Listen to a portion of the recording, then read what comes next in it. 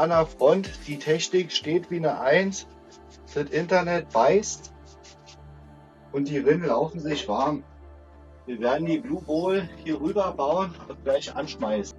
Immer darauf achten, wenn ihr den Schlauch festklemmt, dass ihr nicht dahin sprüht, wo Steckdosen sind oder andere. Sieht soweit gut aus.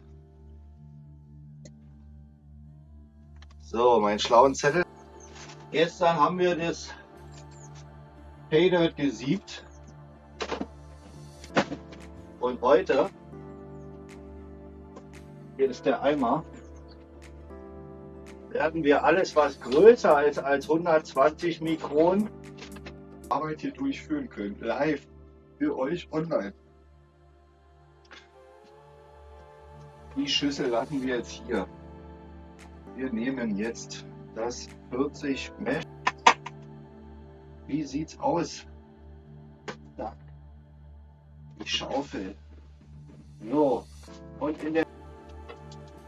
So. Ich halte jetzt einfach mal, dass der Autofokus kommt. Bin nur 7 Tage da. Wahrscheinlich auch Gold waschen. Das müssen wir alles mal gucken. Wart ihr schon mal in Ägypten? Denkt ihr?